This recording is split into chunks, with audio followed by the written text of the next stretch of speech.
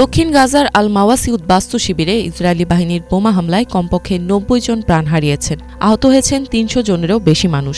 ধ্বংসস্তূপের নিচে নিখোঁজ রয়েছেন অনেকে। ১০,০০০ মানুষেরই আশ্রয় কেন্দ্রে বেশ কয়েকবার হামলা চালায় ইসরায়েলি বাহিনী।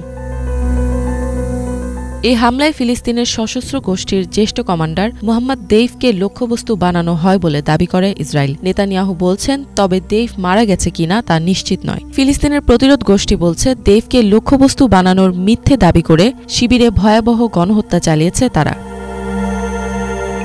ফিলিস্তিনি যোদ্ধাদের ফাঁদে ফেলতে ইসরায়েল সেফ জোন টার্মটি ব্যবহার করছে বলে অভিযোগ করেন কাতার ইউনিভার্সিটির আন্তর্জাতিক বিষয়ক অধ্যাপক হাসান বারারি। তিনি বলেন, ইসরায়েলি সামরিক বাহিনীর তথাকথিত সেফ জোন ফিলিস্তিনি নেতাদের ফাঁদে ফেলে একটি হত্যার পরিকল্পনা মাত্র। কারণ যুগ যুগ ধরেই ফিলিস্তিনের শীর্ষস্থানীয় নেতাদের হত্যার প্রচেষ্টা চালিয়ে আসছে ইসরায়েল। দেইফকে লক্ষ্যবস্তু বানিয়ে গণহত্যা চালানো কতটুকু যৌক্তিক বলে ইসরায়েলের কাছে প্রশ্ন রাখেন এই অধ্যাপক।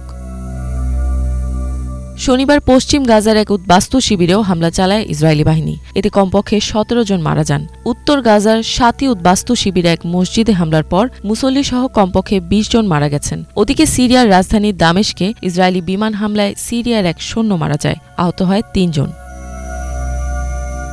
ইসরায়েলি বাহিনীর উন্মাদ আচরণ এবং নৃশংসতা বাড়লেও ইসরায়েলের কাছে অস্ত্র বিক্রি স্থগিত করতে নারাজ যুক্তরাজ্য।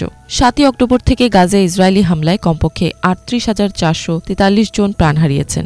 আহত হয়েছেন ৮৮,৪৮১ জন। ইফাত জাহান, বাংলাভিশন।